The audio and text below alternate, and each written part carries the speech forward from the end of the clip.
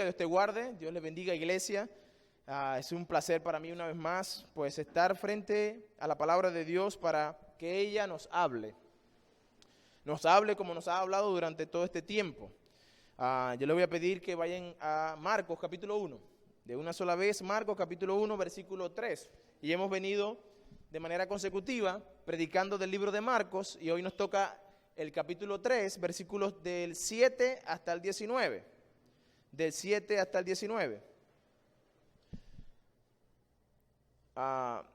El título que le he puesto a la predicación es, ojo pelado con el título, en el lugar correcto con las motivaciones incorrectas. En el lugar correcto con las motivaciones incorrectas. Y ya vamos a ir viendo el desarrollo de la predicación. ¿Por qué este título? Cuando nosotros iniciamos el libro de Marcos, nosotros dijimos que Marcos quiere mostrar que Jesús es el Rey prometido, el Dios encarnado, que vino a servir a la humanidad. Y dijimos que Marcos presenta el Evangelio de una manera rápida, ¿verdad? Es muy rápido Marcos. Él empieza diciendo, comienza en el principio el Evangelio de Jesucristo, ¿verdad? El Hijo de Dios. Y nos viene a decir, yo quiero mostrarle que Jesucristo es el Hijo de Dios, es decir, Dios mismo, porque Hijo de Dios es un título, ya lo hemos visto. Pero, aparte de eso, nosotros encontramos una palabra que constantemente la vamos a encontrar y es inmediatamente. Marcos nos monta en un carro y quiere llegar rápidamente a ese lugar donde en definitiva se proclama que Cristo es Dios, ese Dios que vino a salvar a muchos. Y nos muestra entonces a Jesús en un constante movimiento. Un día está en un lugar, otro día está en otro lugar, un constante movimiento de un evento a otro. Y es que, una vez más, el propósito de Marcos es mostrarnos que ese rey se hizo siervo para salvar a muchos. Y como un siervo, siempre está haciendo algo. ¿Ok? Si usted quiere ver la característica de una persona que sirve o que es un siervo, es una persona que constantemente está haciendo. Esa es una característica del siervo. Bueno, Marcos nos presenta a Cristo como el siervo, al siervo de Dios que constantemente está haciendo. Ahora, el domingo pasado, nosotros dejamos a Cristo en una situación donde está siendo cuestionado, donde hay dos grupos que son enemigos naturales, pero que se están uniendo para destruirle. Si ustedes recuerdan, capítulo 3, versículo 6, dice, y salidos los fariseos, tomaron consejo con los herodianos contra él para destruirle. De manera que los fariseos y herodianos, que eran enemigos naturales, ahora se están uniendo para destruir a Jesús. Esa fue la escena pasada. Ahora la pregunta es, ¿qué fue lo que estaba haciendo Jesús? ¿Qué hizo Jesús para que estos se confabularan, dos enemigos naturales, para destruirle? Simplemente sanó a un hombre el día de reposo. Hizo el bien el día de reposo. Los fariseos y escribas, hermanos queridos, no se daban cuenta de su pecaminosidad. Ellos entendían que ellos eran santos. Ellos no tenían pecado. Se creían que ellos eran puros. Pero al momento de su comparación, ¿por qué se creían que eran puros? Porque al momento de compararse, no se comparaban con Dios, que es la perfección en santidad, sino que se comparaban unos con otros, con los hombres. Y la Biblia nos declara que todos los hombres son pecadores. Pero ellos hacían algo más. No solamente se comparaban con los hombres, sino que al mismo tiempo estos fariseos y escribas habían hecho una tabla, vamos a decirlo así, unas leyes que ellos mismos decían, el que cumpla con todo esto, pues es santo. Entonces ellos habían hecho un estándar, y cualquiera que se salía del estándar que ellos habían fabricado, entonces se convertía en pecadores. Y ellos, pues, los doctores de la santidad. Así que se veían a sí mismos como súper espirituales, que no necesitaban de nada ni de nadie. Y esto incluía a Dios mismo. Y es por esto que ellos veían a Jesús como una amenaza. Ellos veían a Jesús con desprecio.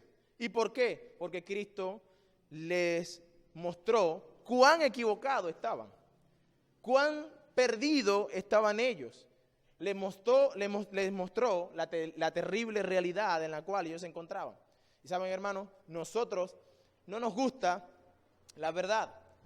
Cuando nosotros creemos algo que no somos, y llega esa otra persona y nos muestra cuán equivocados estamos, nosotros reaccionamos.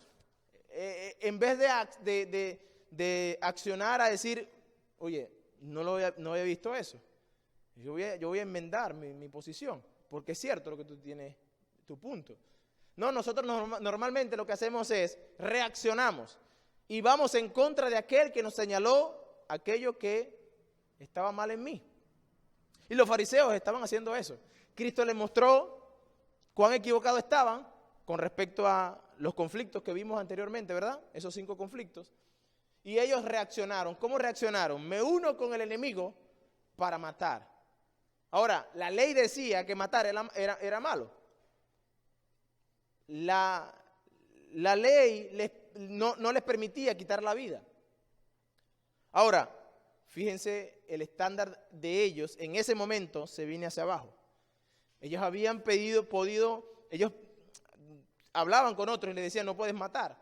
Pero cuando se refería a ellos, porque fueron descubiertos, porque realmente fueron expuestos frente a todos los demás, entonces ellos sí tenían el derecho de matar. Eso nos dice que nosotros debemos tener cuidado muchas veces, porque pudiéramos nosotros estar en acciones que están equivocadas, pero nosotros estar convencidos de que lo que estamos haciendo es lo que es. Y si otro nos señala, nosotros debemos ser prontos al oír. Muy posiblemente te equivocas. Somos seres humanos. Si usted no se equivoca, realmente no pudiera estar en este ámbito. Pero todos nos equivocamos. Así que cuando una persona viene y le corrige en amor, usted debe ser sabio. La Biblia dice que se debe ser pronto en oír, tardo para hablar y tardo para airarse. Nosotros esa fórmula de Santiago capítulo 1, versículo 9 la volteamos. Y somos pronto para airarnos, pronto para hablar y ya ni siquiera escuchamos. Por eso las cosas nos salen mal. No oímos el consejo. Bueno, en los versículos que leeremos hoy, vamos a ver una escena diferente. Varias escenas diferentes. Mientras los enemigos, por un lado, estaban confabulando para ir en contra de Jesús y matar a Cristo, para destruirle, la popularidad, por otro lado, de Jesús no menguaba, sino que crecía. Se expandía, dice la Biblia, por toda la región. Vamos a leer el pasaje, capítulo 3, del versículo 1 al 10. Perdón, del versículo 7 al 10. Dice Marcos, capítulo 3, versículo 7 al 10. Dice, mas Jesús se retiró al mar con sus discípulos y le siguió gran multitud de Galilea y de Judea, de Jerusalén, de Idumea, del otro lado del Jordán y de los alrededores de Tiro y de Sidón. Oyendo cuán grandes cosas hacía, grandes multitudes vinieron a él. Y dijo a sus discípulos que le tuviesen siempre lista la barca a causa del gentío, para que no le oprimiesen, porque había sanado a muchos, de manera que por tocarle, cuantos tenían plagas, caían sobre él. Versículos 11 y 12, dice, y los espíritus inmundos, al verle, se postraban delante de él, y daban voces diciendo, tú eres el Hijo de Dios. Mas él les reprendía mucho, para que no le descubriesen. Y aquí vemos la escena. Jesús está en un momento en la sinagoga y dice que después de eso, al ver que ellos estaban confabulando, Jesús se va a retirar, ¿verdad?, al mar de Galilea. Pero la gente no le dejó, sino que le siguió. En Galilea fue donde se unieron ahí en la sinagoga los fariseos y los herodianos para destruirle. Pero Cristo entonces no busca la confrontación para no poner más difícil la cuestión, y Cristo lo que hace es entonces salirse de la ecuación y dice, me voy a retirar al mar. Ahora, mira cómo Marcos nos muestra de una manera que la popularidad de Cristo va creciendo. Dice que venía gente de Judea y de Jerusalén. Esa es la región sur, ¿verdad? Galilea estaba en la parte norte y dice que vino gente de Galilea, que se vino con Jesús, ¿verdad?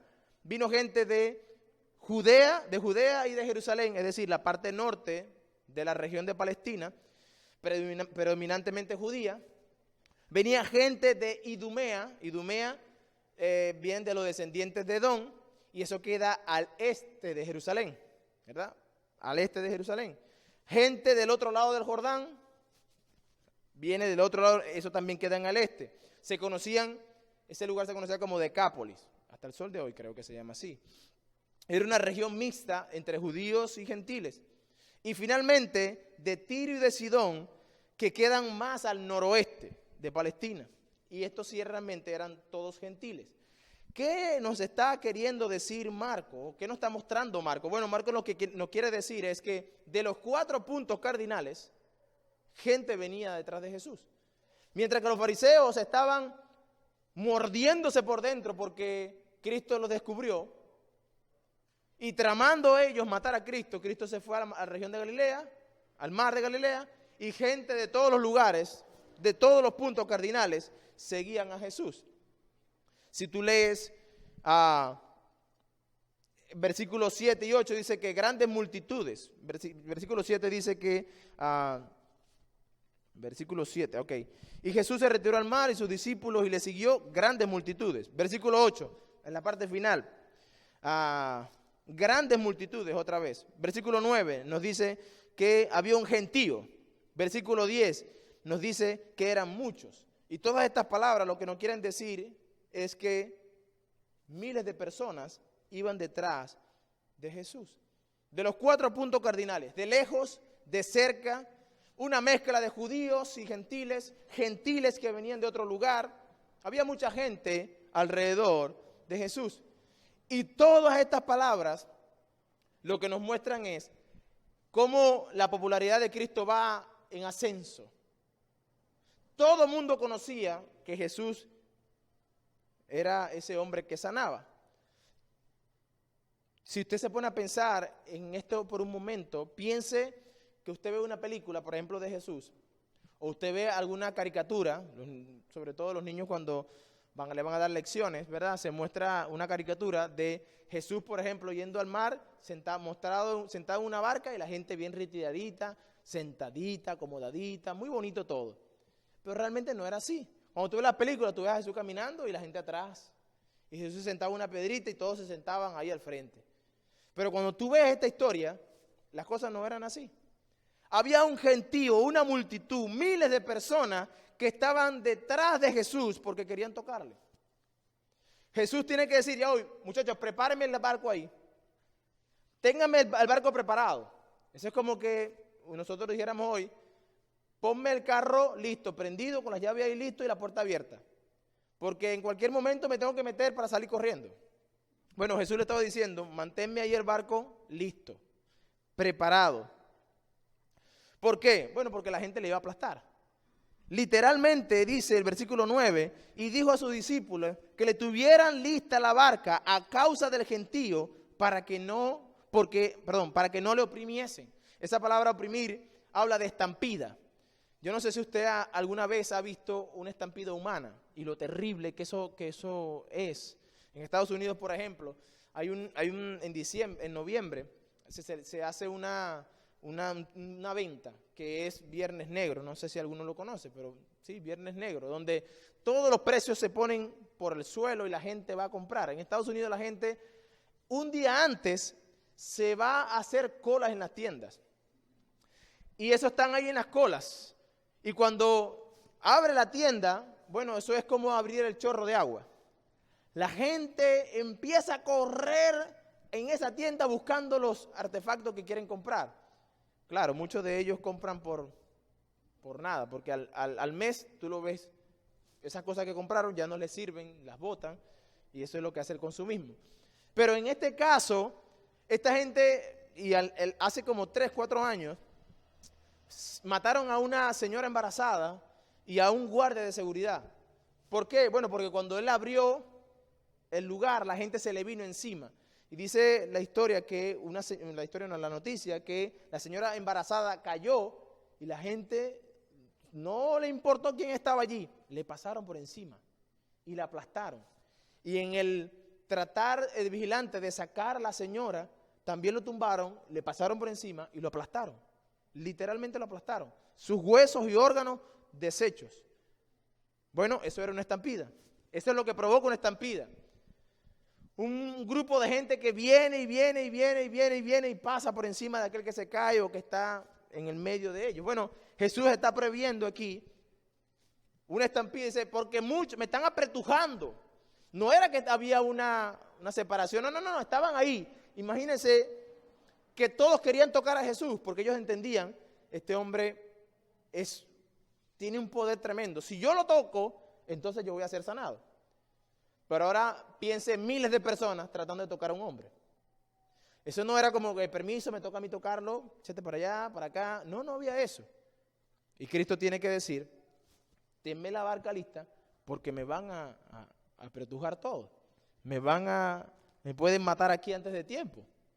Nosotros a veces pensamos que Jesús era especie de Superman, que él no le pasaba nada, ¿verdad? Que si la gente venía, él salía volando. No, así no era. Él era Dios, pero él era un hombre. Y como hombre, también tenía que cuidarse de que las personas pues vinieran y le hicieran mal antes de tiempo, porque sabíamos que Cristo nos habla, o la Escritura nos habla, de que él iba a padecer. Entonces Cristo está aquí, siendo apretujado por la gente. Cristo estaba allí, tenme la barca, pero ahora aquí viene el punto central de todo esto. Toda esta gente que estaba alrededor, es lamentable que muchos de los que estaban allí, y posiblemente en un 90%, no estaban buscando algo eterno. Todos estaban buscando algo pasajero. Todos estaban buscando simplemente resolver un problema secundario. Algunos veían a Jesús simplemente como el hombre que hace milagros, pero nunca vieron a Dios, sino a ese hombre que hace milagros. Y yo iba a ir para que me sanara. Algunos ni siquiera estaban enfermos y simplemente querían ir y tocar al Señor para decir, bueno, por si acaso me enfermo. Así somos nosotros, ¿saben? Nosotros somos así. Y aquí está el Señor viendo las multitudes que simplemente iban tras de Él con una motivación incorrecta. Estamos en el lugar correcto. Si está Jesús, ese es el lugar correcto. Pero nuestras motivaciones pueden ser incorrectas. Versículo 10 nos dice que la gente estaba allí porque entendía algo. Versículo 10 dice, porque había sanado a muchos. De manera que para poder tocarle, ellos se apretujaban. El punto de esto es que si los que estaban allí querían tocar al Señor, la idea no era tocarle para que viniera y le perdonara sus pecados, sino simplemente quiero que me sanes o quiero simplemente obtener ese favor tuyo a través del contacto. Y saben, es lamentable porque nosotros como seres humanos somos así y nosotros queremos que se nos resuelva los problemas secundarios. Pero el problema principal del ser humano no está en lo físico, no está en lo monetario, no está en el hecho de que usted y yo tengamos aquello que nosotros queremos tener. La casa más grande, el carro último modelo, la familia ejemplar, y todo eso está bien desearlo. Todo eso está bien trabajar para conseguir eso. Sin embargo, eso es algo secundario. Si hay algo primario en la palabra del Señor, es que Cristo vino a salvar lo que se había perdido. Y eso ha hecho, hermanos, un terrible daño a la iglesia. ¿Por qué? Porque ahora las personas, multitudes, van a la iglesia buscando el favor de Dios, pero no a Dios. Usted puede estar aquí buscando el favor de Dios, pero no a Dios. Señor, yo voy a la iglesia por una penitencia que hice, pero no por conocerte.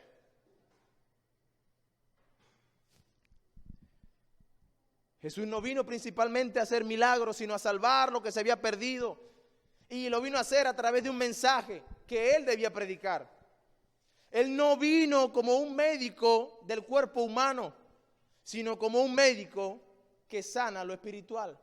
Ese era nuestro Cristo. Ese es nuestro Cristo. Sin embargo, porque también hay que decirlo, Jesús no solamente mostró que Él era Dios para salvar y perdonar pecados, sino que también Él tuvo compasión de la gente y sanó a muchas personas. Sí lo hizo. Sanó a muchas personas, pero ese era simplemente la señal que Él debía hacer para mostrarle a los demás que Él era Dios. Cuando nosotros perdemos la perspectiva de esto, entonces empezamos a cometer errores. Yo no sé si usted se acuerda de la predicación que tuvimos hace algunos meses atrás, algunas semanas atrás, de Marcos capítulo 1, cuando Cristo sana a un leproso. Se encuentra el leproso y le dice, ve, lo sana, y le dice, yo quiero que sea sanado. Vete y muéstrate al sacerdote y muéstrale que está sano, pues. Y no le digas a nadie. Bueno, este hombre como perdió la perspectiva, no escuchó la voz de Dios, sino simplemente él quiso ir y hablar. Y Cristo le dijo, no lo hagas. Y dice la Biblia en Marcos capítulo 1, 43, y entonces le encargó rigurosamente y le dijo, y le pidió luego, no le digas a nadie, sino ve y muéstrate al sacerdote y ofrece tu purificación como Moisés lo mandó, para testimonio de ellos. ¿Pero qué hizo este hombre? Pero oído él, comenzó a publicar mucho y a divulgar mucho el hecho de manera que ya Jesús no podía entrar abiertamente a la ciudad. Esto trajo un problema. El problema fue que ahora Cristo no podía explayarse a predicar en la ciudad porque la gente pues le agolpaba. Y es por eso que Cristo constantemente lo vemos retirarse al desierto, porque mucha gente le oprimía. Entonces, eso le estorbó en su ministerio. Le estorbó en el ministerio el hecho de que mucha gente le apretujaba, porque las multitudes estaban simplemente enfocadas en yo quiero el beneficio de Él, pero no te quiero a ti. No me importa a quién tengo que pasar por encima y atravesar y matar y pisar, yo quiero tocar a Jesús. No porque voy a recibir de Él perdón de pecados, no, simplemente porque quiero recibir de Él el favor. Lo que la mayoría de la gente que estaban allí buscaban no era el perdón de pecados, sino más bien que veían a Jesús como un Merlín, como un mago, que decía las palabras abracadabra, patas de cabra, tus problemas son resueltos. Que él tenía una varita mágica y que para resolver las necesidades de cada uno. ¿Sabe, hermano? Eso no es lo primario. Eso no fue lo que Cristo vino a hacer. Pero es lamentable que las multitudes que estaban allí, pues eso era lo que buscaban. Y eso me lleva al punto de que reflexionar sobre el punto de las multitudes. Las multitudes no siempre muestran la bendición o dan pie para decir Dios está bendiciendo ese ministerio. En una iglesia pudiéramos decir, bueno, esta iglesia es multitudinaria y decir, ahí está el favor de Dios. Pero no necesariamente. ¿Ustedes recuerdan, alguno que ha leído Juan, cuando Cristo alimentó a los 5,000 personas? Allá habían 5,000 personas, solamente hombres, sin contar mujeres y niños. Y Él alimenta a las multitudes, y el versículo 15 del capítulo 6 de Juan nos dice, pero entendiendo Jesús que iban a venir para apoderarse de Él y hacerle rey, volvió a retirarse Él solo. Y hallándole al otro lado del Jordán, le dijeron, Rabí, ¿cuándo llegaste acá? La gente, Cristo estaba allí, le dio de comer a todos, 5,000 y todos los que estaban allí. Y Cristo al ver a las multitudes, la gente dijo, no, este es. Y lo querían tomar como rey, querían agarrar a la fuerza a Cristo y decir, tú eres rey. Cristo no estaba de acuerdo con eso, porque esa no fue la razón de ser por la cual Él vino. Se retira y la gente empieza a buscarlo. ¿Dónde está? ¿Dónde está?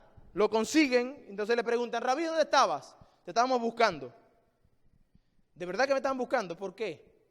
Cristo les dice en el versículo 26. Respondió Jesús y le dijo, de cierto os digo, que me buscáis no porque habéis visto las señales, sino porque comisteis el pan y os saciasteis. En otras palabras, Cristo hizo el milagro de la alimentación de los panes para mostrarle como un ejemplo de que Él era el pan de vida. Pero la gente entendía, no, ahí está el pan gratis. Pero Cristo vino a decirle, eso es una sombra de lo que yo soy el pan de vida. Pero la gente no lo entendió. Entendió más bien que ahí estaba la comida gratis. Y era una multitud. Era una multitud que estaba con Él. Ustedes vinieron a buscarme porque comisteis pan y os saciasteis. Qué lamentable escuchar este reproche del Señor a las multitudes. Hermanos, no perdamos la perspectiva. No perdamos el foco o no perdamos el enfoque de por qué estamos aquí. La señal de que muchos no habla de bendición de Dios. Pero la señal de que somos pocos tampoco habla de la bendición de Dios. Es decir, el número de personas no determina la bendición de Dios, sino más bien la fidelidad de esa iglesia para con Dios. Puede ser mucho o puede ser poco, pero lo que determina la bendición de Dios es la fidelidad de cada miembro de la iglesia con la palabra de Dios, que está consciente de que ella es la que nos guía y que es ella la que tiene toda autoridad. De que las personas se están comprometiendo con el Señor, de que la iglesia hay un compromiso con el Señor y que cada día se ve el amor que tienen por Dios y por el prójimo. Allí es donde nosotros pudiéramos pensar, ahí está la bendición de Dios. Donde vemos hombres y mujeres comprometidos con el Señor, que vemos vidas transformadas, que antes hacían una cosa que no estaba bien delante de Dios, pero ahora aman a Dios con todo su corazón. Por lo menos tratan de hacerlo. Que pelean con sus cuerpos para buscar esa santificación que Él demanda de nosotros.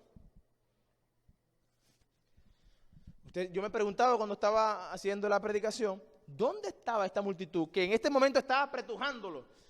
Porque lo quería tocar. ¿Dónde estaba cuando fue crucificado? Porque Él estaba ahí. Y yo me supongo que muchos de los que estaban en esta multitud estaban allí en el palacio de Pilato diciendo, crucifícale. Porque no les dio su favor.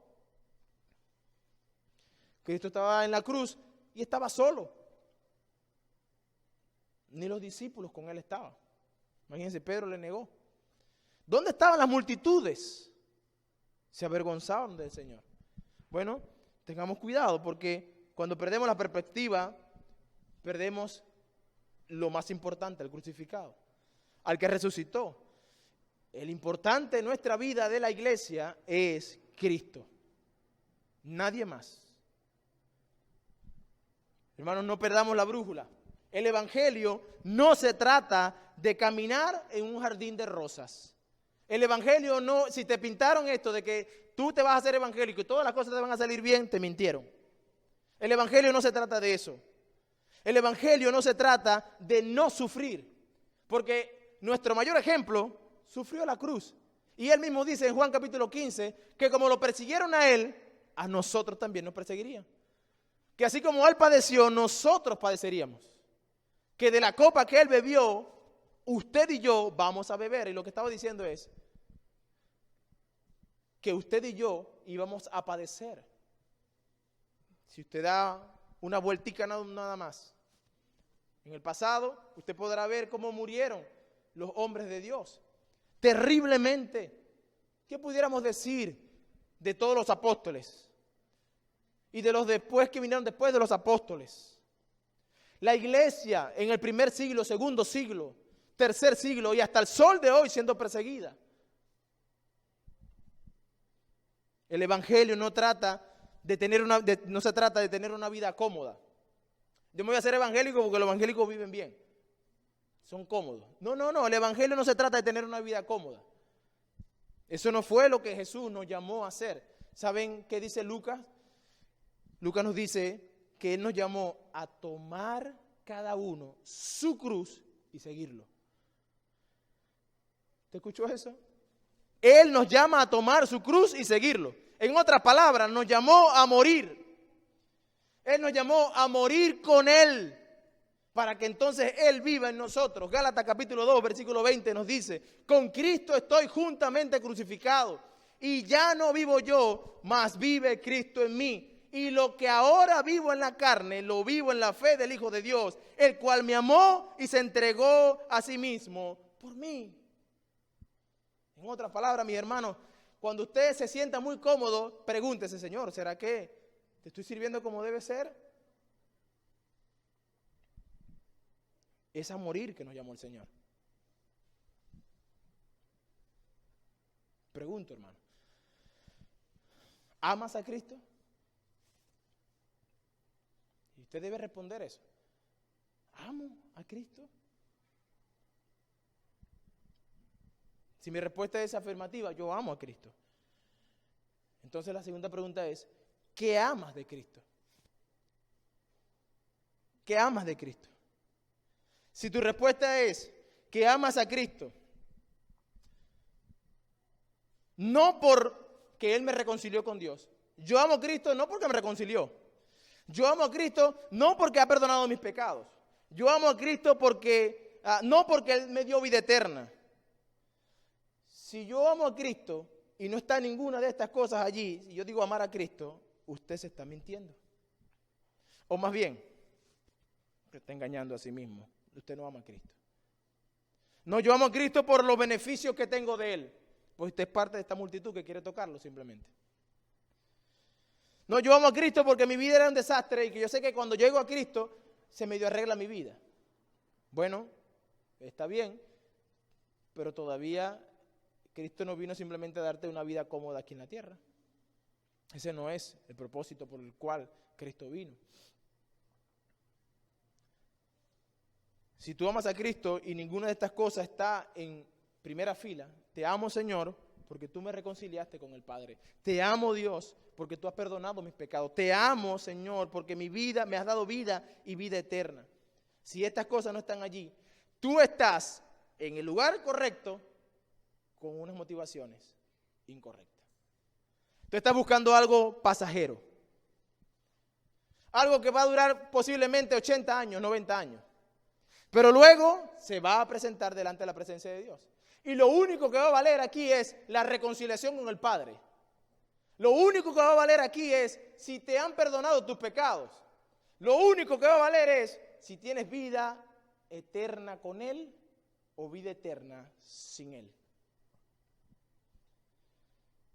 Esta multitud estaba emocionada con Cristo porque quería tocarle, pero realmente no estaba comprometida con lo que era amar a Cristo. Querían el beneficio, pero no al Dios que daba el beneficio. Pero en esa multitud no solamente habían personas con estas motivaciones. El pasaje nos dice en versículo 11, y los espíritus inmundos al verle se postraban delante de él y daban voces diciendo: tú eres el Hijo de Dios. Y Cristo le dice, mas él le reprendía mucho para que no le descubriese.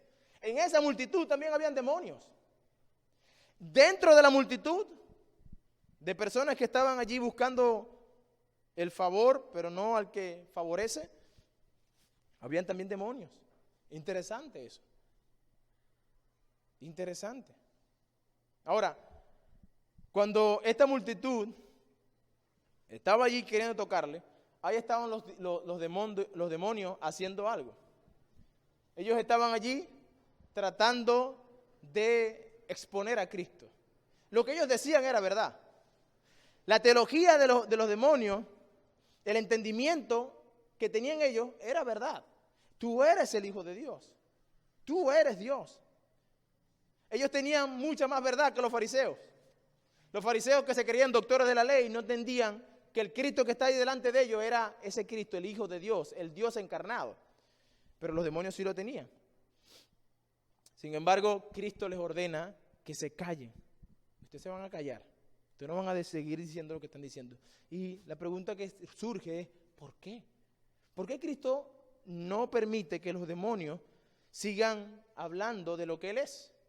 Bueno, número uno, porque primero no era la hora del Señor de darse a conocer. Estaba comenzando su ministerio. Él debía primero completar todas las cosas que el Padre le había determinado en su santa voluntad y Él tenía que cumplirla toda. Ese es el número uno. Pero número dos, los demonios tenían otro plan. Y el plan era que ellos querían que la gente asumiera que Cristo y los demonios pues tenían algo que compartir. Tenían algo en común. Bueno, los demonios estaban proclamando que Cristo era el Hijo de Dios. ¿Y por qué digo eso? Bueno, porque si usted lee capítulo 3, versículo 22, mire lo que pasó. La gente relacionó, o más bien los fariseos, relacionó a Cristo con los demonios. Versículo 22 de capítulo 3 dice, pero los escribas que habían venido de Jerusalén decían que tenía a Beelzebú, a Beelzebú, y por el príncipe de los demonios echaba fuera a los demonios. Ese era el propósito de los demonios. Simplemente que lo asociaran con Jesús y entonces el hombre puede decir, no, pero tú echas a los demonios fuera, pero en nombre de Beelzebú. Y Cristo tiene que ordenarles, cállense. Ustedes no van a seguir diciendo lo que están diciendo. Entonces, al final de cuentas, esta multitud, no solamente habían personas con motivaciones incorrectas, pero habían demonios dentro de esa multitud. Ahora, piense por un momento, alguien dijo, o más bien, en nosotros, para aplicar esto de una vez, en nosotros siempre está, hermanos, el hecho de vivir o no vivir lo que creemos. Vivir o no vivir lo que creemos. Nosotros pudiéramos entender, Cristo es el Hijo de Dios, y como cristiano, si soy cristiano, yo debiera vivir de manera coherente con el mensaje que predico. Yo debiera ser uno que va detrás de los pasos de Cristo, porque eso es un cristiano, un cristiano pequeño, uno que va haciendo lo que Cristo hizo. Y hay veces que personas dicen ser cristianas, pero sus vidas muestran otra cosa. Y yo sé que usted ha escuchado personas decir, pero yo no quiero ser cristiano como aquel y como el otro. Personas que no viven de acuerdo a lo que predican. Pero, y es cierto esta frase, alguien dijo alguna vez esta frase, tus acciones, y esto es para reflexionar, mis hermanos, nuestras acciones a veces hablan tan fuerte que no nos deja o no deja a los otros escuchar lo que decimos. Usted puede tratar de predicar a Cristo, pero sus acciones le tapan los oídos a aquella persona que está escuchando. Tú podrás decirle no, porque Cristo viene a transformar tu vida, pero tú eres un desastre. ¿Qué le estás diciendo a esa persona? Tú me estás diciendo que Cristo viene a transformar mi vida, pero tu vida es un desastre. ¿Cuál es el Dios que tú me estás predicando? Porque si es el que transforma mi vida, va a transformar mi vida, en la tuya no he hecho mucho. Y ahí es donde nosotros debemos procurar vivir de acuerdo a lo que decimos ser. Hay una historia que no sé si es verídica, pero que yo no sé si recuerdan a quién es Alejandro Magno. Alejandro Magno fue una figura de la historia muy poderosa. El que lideró pues al imperio griego para las conquistas antes del imperio romano. Y se dice que Alejandro Magno conquistó mucho. Y las conquistas que hizo fueron tremendas, muy rápidas. Era una persona que tenía mucha inteligencia. Pero dicen que Alejandro Magno vivía en una rutina, era un soldado muy disciplinado, ¿verdad? Y vivía en una rutina de constante ejercicio y haciendo y de todo lo demás. Su reputación, al escuchar a Alejandro Magno, la gente, wow, se quedaba asombrado. Pero dice la historia que dentro de su fila había un hombre que también se llamaba Alejandro. Y ese Alejandro vivía desordenado. Era un desastre. Su vida, pues, no valía la pena verla. Y eso llegó a oídos de Alejandro Magno. Alejandro Magno lo hizo venir al frente a su tienda y le dijo, ¿así que tú te llamas Alejandro? Sí, me llamo Alejandro, como usted. Y Alejandro Magno le dice, bueno, O tú empiezas a vivir como Alejandro, o te cambias el nombre. ¿Me entiendes lo que es? En otras palabras, hermano, si tú eres Alejandro, tú debes empezar a darle honor a ese nombre, porque yo lo estoy haciendo. Si tú no vas a hacerlo, entonces cámbiate el nombre, porque no mereces llamarte Alejandro. Para nosotros aplicado es, a veces nosotros nos llamamos cristianos, Cristo, pero a veces nuestra vida no vale la pena llamarnos cristianos. Da pena decir yo soy cristiano, porque en mi comunidad todos me tienen como el bullero, el peleador, en otros extremos el borracho. Conozco personas que andan en eso. El borracho, el iracundo, el que pelea, el que no tiene favor para con nadie. Tengamos cuidado, no perdamos la perspectiva una vez más. Pero una vez aplicado esto, caminamos para la próxima escena. Y esta sí es un poquito más corta. Pero dejamos a Cristo allí en el mar, la gente apretujándole, la multitud que había con unas motivaciones pues realmente erradas. Pero ahora, en el capítulo 3, pero versículo 13, cambia la escena una vez más. ¿Ok? Cambia la escena. Y lo que vamos a ver aquí es que Cristo va a elegir a sus apóstoles. ¿Ok? Va a elegir a apóstoles. Es decir, dentro de esa multitud estaban también hombres, a pesar de que habían hombres que estaban con motivaciones incorrectas, demonios, pero también habían hombres dentro de esa multitud que eran hombres ordinarios que serían llamados a una labor extraordinaria. Eran hombres ordinarios que serían llamados a una labor extraordinaria.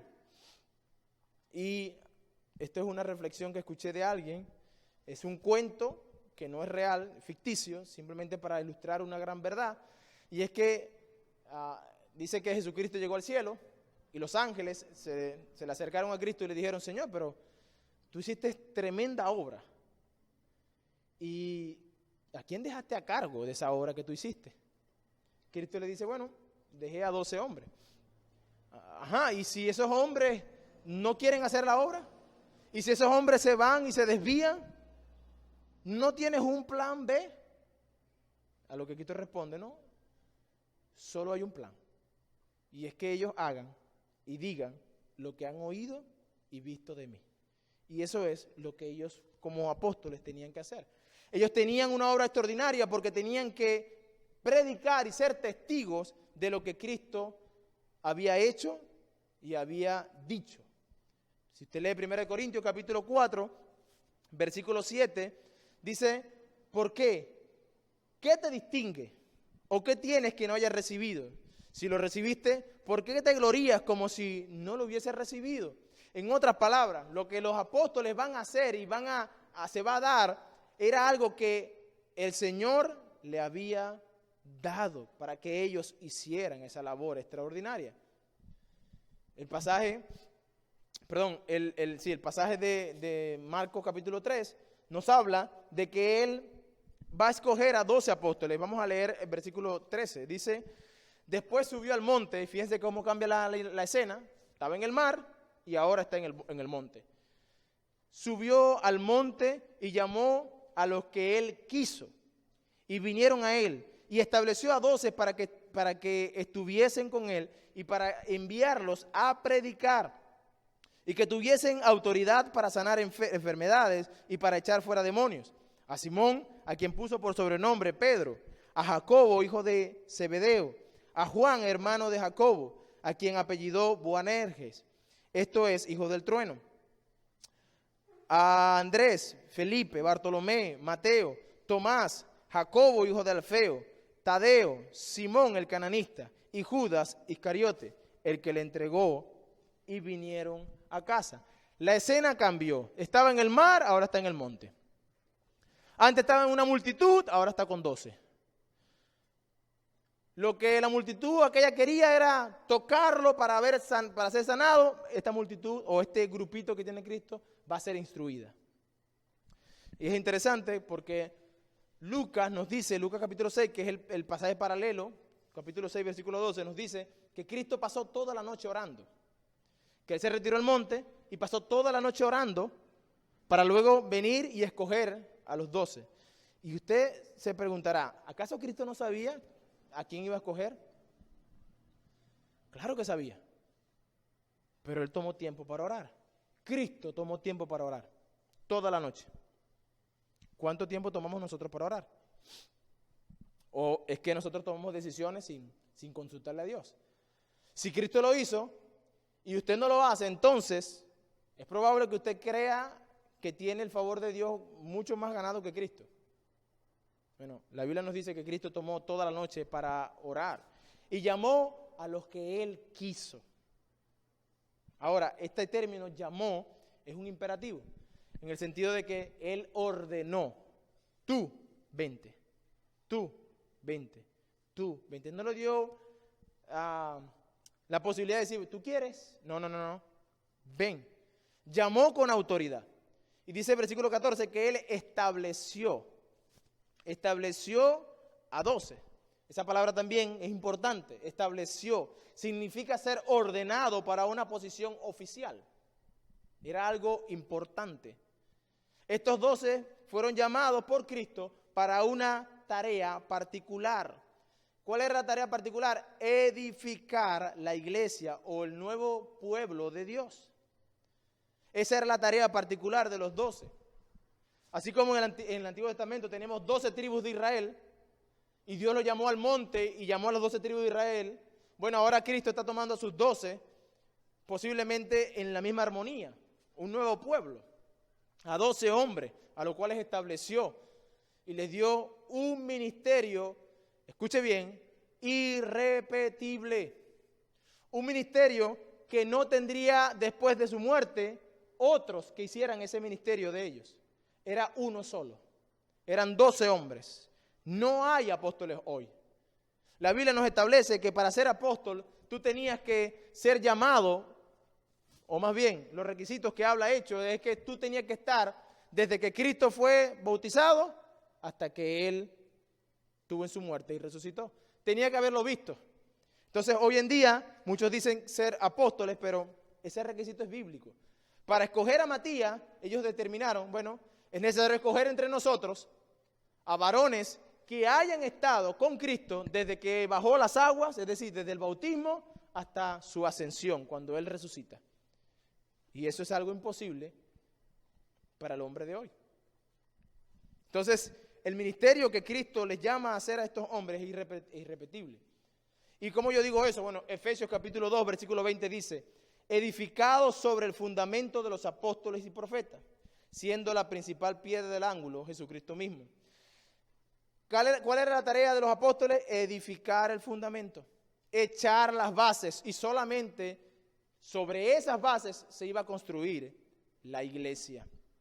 Así que no hay apóstoles el día de hoy. Todo aquel que se llama apóstol, pues será una persona que fue enviada, porque ese es el otro término para apóstol, o un misionero, pero no con el carácter de los apóstoles que tenían en este momento. Era algo irrepetible. ¿Ok? El versículo 15 nos dice que los apóstoles iban a hacer señales, que iban a sanar a los enfermos, iban a tener autoridad para sanar a los enfermos. Ahora, eso era propio de ellos. ¿Por qué? Una vez más, porque Cristo como Cristo vino a mostrar señales de que Él era Dios. Cuando Él se fuera, los apóstoles, los que venían después de Él, tenían que mostrar que ellos eran dejados por el Señor. Ahora, mis hermanos, si ese fue el propósito de Dios, ser testigos de lo que Cristo había hecho, nosotros, usted y yo, debemos hacer lo mismo. Ellos se sentaron con Cristo y fueron entrenados por Cristo para predicar como Cristo y enseñar lo que Cristo enseñó, el mismo evangelio. Bueno, usted y yo estamos llamados a hacer lo mismo. Ellos enseñaron a otros, que a su vez enseñaron a otros, y hasta así estamos haciendo hasta el sol de hoy. No es algo nuevo. Inclusive, 2 Timoteo capítulo 2, versículo 2 dice, lo que has oído de mí ante muchos testigos, le dice Pablo a Timoteo, Esto encarga a hombres fieles que sean idóneos para enseñar también a otros. Esto quiere decir, hermano, que usted y yo estamos siendo enseñados por lo que la palabra dice para enseñar a otros, no para quedarnos con eso. Nuestro llamado es hacer lo mismo que Cristo hizo. Nuestro llamado es hacer lo mismo que los apóstoles hicieron. Nuestro llamado está en Mateo capítulo 28, versículo 19. Por tanto, id y hacer discípulos. No hacer creyentes, no llenar multitud, iglesia, full la iglesia. No, ¿sabe qué? Si la iglesia de Vida Nueva creciere, gloria a Dios, no hay ningún problema con eso. Pero ese no es el punto principal de nosotros. Nuestro principal punto es hacerle caso a lo que Dios dice en Mateo 28, hacer discípulos. Y un discípulo es aquel que está siendo entrenado para ir a hacer la obra que Dios encomendó. El llamado, iglesia, es a tomar la cruz. La Biblia dice en Lucas capítulo 14, 25 al 27. Grandes multitudes iban con él, y volviéndose les dijo: si alguno viene a mí y no aborrece a padre, madre, mujer, hijos, hermanos, hermanas, y también su propia vida, no puede ser mi discípulo. Y el que no lleva su cruz y viene en pos de mí, no puede ser mi discípulo. En otras palabras, ¿quieres ser discípulo del Señor? Bueno, tienes que tomar su cruz y seguirle. Lo que este pasaje quiere decir con respecto al aborrecimiento de padre, madre, hijos, hermanos y hermanas, es que en comparación con Cristo, todo lo demás es aborrecible. Que lo primero en nuestra vida debe ser buscar la gloria de Dios y todo lo demás vendrá por añadidura. Que no hay nada que pueda estar por encima de Dios. No puede estar, mi esposa no puede estar por encima de lo que está Dios. Mis hijos no van a estar encima de lo que está Dios. Mi familia, ni la iglesia, ni ningún trabajo, Dios es primero. El ser discípulo comienza con la conversión. Si hay alguna persona que no tiene una comunión con Cristo personal, entonces necesita venir a Él en arrepentimiento y fe. Así comienza a ser un discípulo. Pero luego tiene una comunión con Cristo. Se congrega. Pero luego tiene una relación nueva y diferente con la palabra de Dios. Ahora no quiero dejar de leer este libro. Quiero conocer más de ese Dios. Tengo una relación nueva con mis hermanos. Ahora hay una hermandad. Tengo una familia más grande de la que solía tener. El llamado entonces, mis hermanos, es a ser discípulos. Tú y yo estamos llamados a ser discípulos. Si nosotros nos encontramos en una multitud o en esta multitud, y esta multitud lo que quiere es tocar al Señor o venir y recibir de Él los beneficios, pero dejar a un lado a mi Dios o a su Dios, no, yo no quiero los beneficios. Bueno, usted tendrá algo temporal y se acabó, pero en algún momento enfrentará a Dios. Y allí es donde va a haber, dice la Biblia, el crujir de dientes. Está en su mejor oportunidad de venir una vez más, se hace el llamado, de venir ante su presencia y creer solo a Él. Poner su fe solo en Jesucristo. Y dice la Biblia que Él vendrá y traerá a usted un corazón nuevo. Y entonces le dará a su Hijo. Iglesia Vida Nueva, recuerde, el llamado es a ser discípulos. No solamente venir y sentarnos, recibir lo que has aprendido de mí ante muchos testigos. Esto encarga a hombres fieles que sean idóneos para enseñar a otros. Usted y yo estamos siendo entrenados para enseñar a otros. Espero en el Señor que nosotros seamos fieles a la labor que Dios nos encomendó. Vamos a orar. Buen Dios y Padre Celestial, en esta hora te doy gracias, Señor, por tu amor y misericordia. Gracias por tu verdad, Señor, para con nosotros, por tu cuidado personal. Te ruego, Señor, en el nombre de Jesús, que tú nos ayudes, Padre bueno. Nos ayudes, Señor, en nuestras necesidades. Padre, sabes que somos pecadores, hombres todos, Señor, que necesitan de tu favor, que necesitan de tu gracia, Señor. Te ruego en nombre de Cristo Jesús que tú vengas y pongas en nuestro corazón, Señor, ese amor que tú demandas de nosotros. Que te amemos con toda el alma, Señor, corazón, con toda nuestra fuerza. Que nuestra vida, Señor, muera para que tú vivas en nosotros. Padre, ayúdanos a no solamente estar en el lugar correcto, sino ayúdanos a que nuestras motivaciones sean las correctas, Dios. Guarda, Señor, nuestro corazón. Ayúdanos. Si hay alguna persona, Dios, y tú conoces sus corazones, que realmente ha escuchado tu voz hoy, y tú, Señor, le has concedido, pues, que se arrepienta, te ruego que nos ayudes a nosotros a ser de esa persona discípulos tuyos, Dios. Que le enseñemos tu palabra como tú demandas que lo hagamos, Dios. Padre, y que esa persona, Dios, pueda mostrar frutos dignos de arrepentimiento, de tal manera que todos los demás, los que estamos alrededor, podamos evidenciar la obra redentora que tú has hecho en esa vida. Gracias, Dios. En el nombre de Jesucristo, tu Hijo amado. Amén y amén.